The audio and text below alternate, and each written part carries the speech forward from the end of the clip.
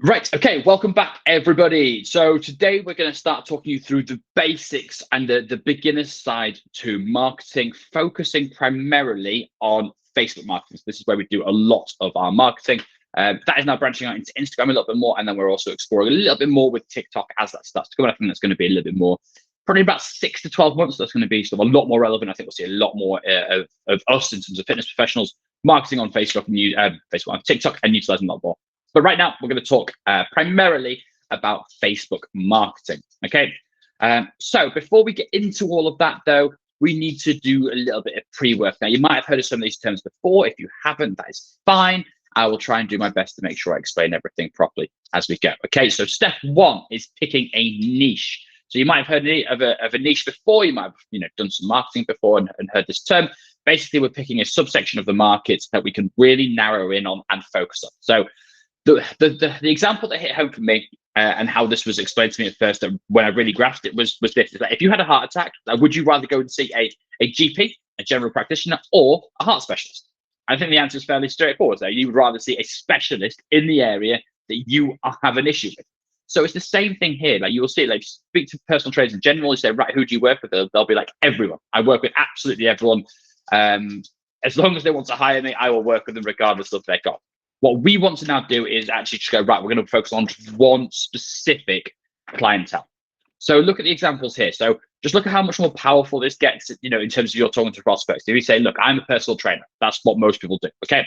Actually, next level is like, so what do you do is that I specialize in training men. Okay. Better. That is better than just saying we're personal trainer. You have a specialized. Okay. I specialize in training men over 30. Again, a bit more specialized again. And then if we take this down one more rung, I specialize in training men and training busy men over 30 who typically hate going to the gym. Very, very specific. And if you talk to somebody who is in that position, then you are going to be the person that they go to. If they have a personal trainer, if they're just looking around, they have a personal trainer, and then they have someone who specializes purely in guys over 30 who are super busy, who don't like going to the gym, and they're like, yeah, that just speaks to me. That is exactly who I am. It's going to be so much easier to attract them into gym. And then with the programs that we build, we make it specialized, and to them, the results we put out are specialized and showing guys in their similar to their position. Whereas if the personal trainer is putting out results of some women, some men, some old, some young, some gaining weight, some losing weight, it makes it all a bit wishy-washy. Whereas if you just share like 70 photos of guys in their position that have lost weight, they're like, cool, this is the person I'm going to work with. They clearly know what they're talking about. This is the go-to person. So that's why picking a niche is super important. And then this is what I've talked through here. So why? So number one, it helps you develop a laser focus in terms of the service you deliver. So you go, right, I know that men over 30 need this thing. I know that they prefer training in this style. I know that their lives are this busy, so the nutrition should be done in this way. It helps do that. You are seen as being higher value. Like if you are a specialist in an area, people are going to value that higher than someone who's generalized. That is just a good philosophy. It's why a labourer is not as valued as a builder or as an electrician or as a plumber. Like they have specialist areas within the building industry, whereas you can have someone that's a jack of all trades, but they're not as valued. You will stand out. So we are in a very, very, very busy market. So I'm in Harrogate. There are hundreds of personal trainers. Not one of them does what we do. Not one actually specializes in helping men. So we are the only ones that have stood out in the area for that. They're all doing the usual generic stuff. We've then created like a women's brand as well. And there is only one other brand in the whole of our town that does women's training. So there's only two of us, and then there's only us on the men's side. It makes it so much easier to stand out. I said, you become the person to go to. So when people are talking about this, when people are sort of talking about their friends, when your clients talk to their friends, you are going to be the one that then stands out and the one that you get referred to. Your clients will actually bond with each other more. You'll get a better experience when everybody's in the same boat, when everyone's doing the same thing. Yeah, you take a group of guys. So again, I'm talking about sort of where we started. So if you take a group of guys, all who don't like going to the gym, you put them into the same environment, train together, they have a laugh. Everything becomes a lot more relaxed. Like it's just a much better way for them to train. Going back to sort of the results and the service, it's just so much better for them. And they're more likely to refer their own friends. They're going to know other guys that are in their 30s, 40s, 50s that are overweight, that don't like going to the gym. And they'll be like, look, you know me, I hate the gym. I actually enjoy this place. Why not come down and try out from there? And then this last one is so important. Your marketing will cut through the noise. So what we're talking about is interruption marketing when it comes to things like Facebook, Instagram, TikTok. And these are people just scrolling through their feeds. They're not looking for a men's over 30 gym. They're scrolling through their feeds. So we need something that is going to cut through all the nonsense that they're scrolling through to actually get them to stop, look at our advert, fill in a lead form, speak to us on the phone, make a sale. That's a lot for them to go through. So we need something that is going to make sure that that happens, drag them from what they were doing sort of on their phone or on their laptop at that point from there.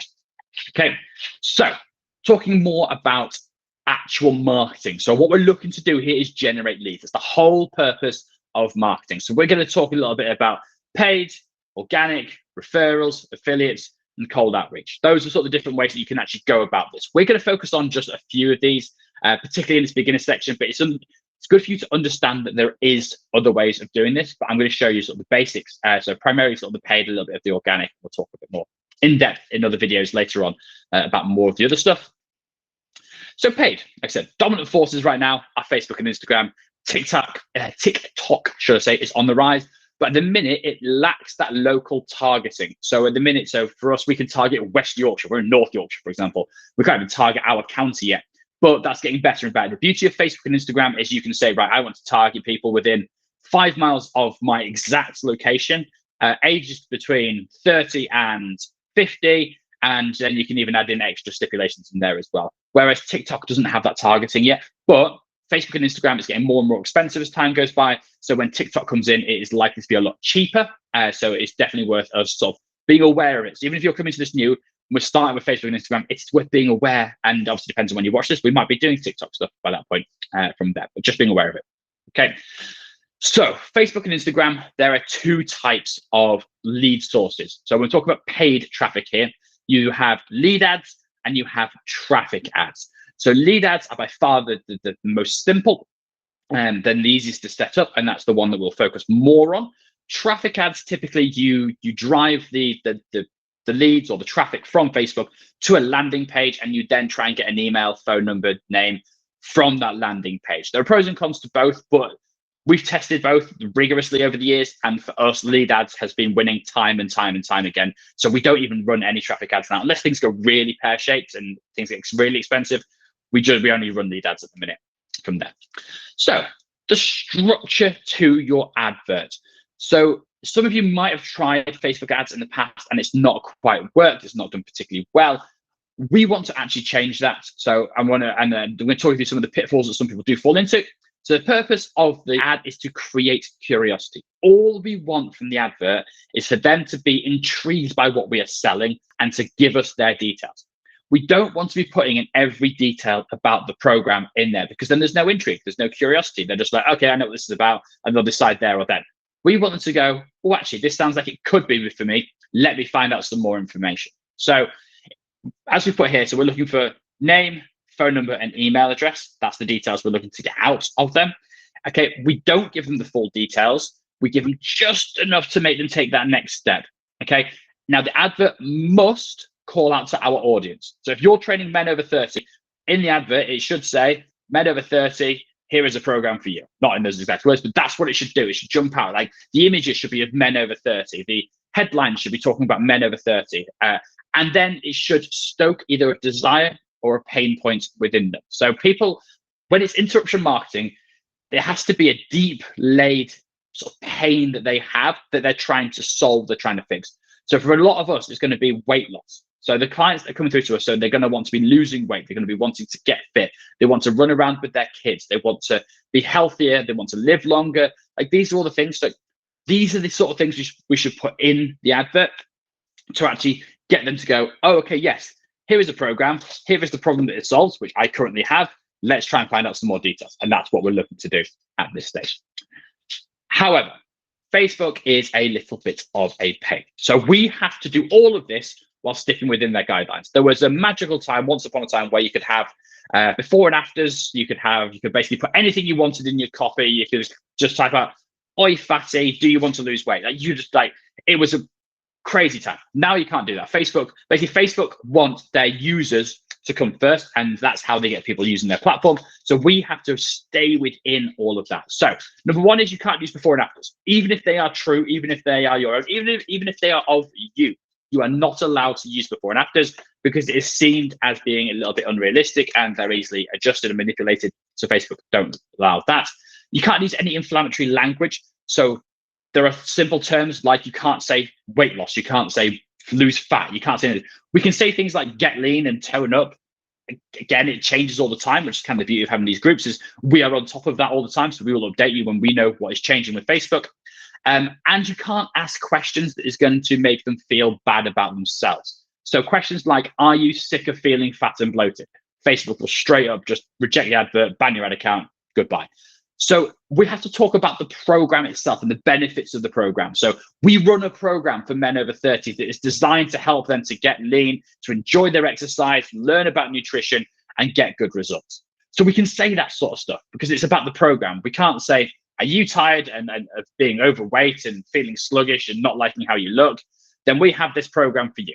So it's another way of doing it. And then again, images can't be deemed as unrealistic. So we can't use, guys with absolute ripped six packs stood on a beach. We can't use pictures of people stood on scales. We can't use people holding boards saying I lost X amount in 6 weeks or in 28 days. So what we tend to use is pictures of people in the gym, happy, smiling, working out, group shots, that sort of stuff, or videos of similar thing of our workouts. Those are the ones that we tend to sort of find work best. So let's actually go and take a look at an example now. Okay, so just give me 1 second.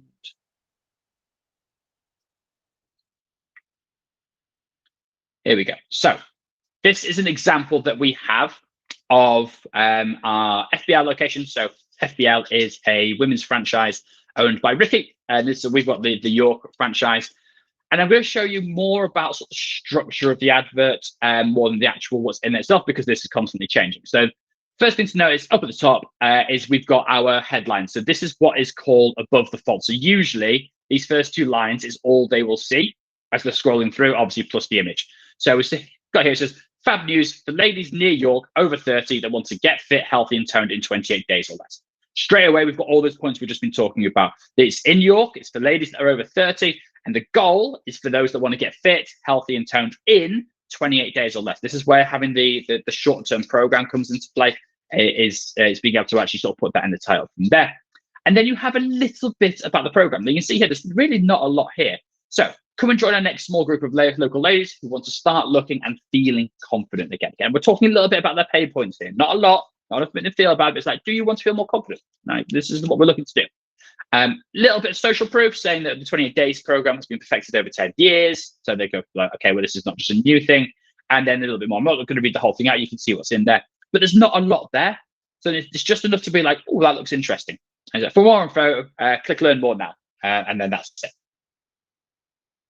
Tells them what action they actually need to be taking. And then they will sort of take that action from there. And then we've got the image. So this is an image we took from a group of women actually went off and did a yoga session with a local company. And this is just an image from there. I said we test lots of different images. But anything we've got, look, a big, happy group of women. People who are going to be looking at this, they're going to look at that and go, okay, well, these aren't young 20-year-olds who are all super fit. They're going to go, okay, I look a bit like these women. I think I can join in. They're happy, they're smiling.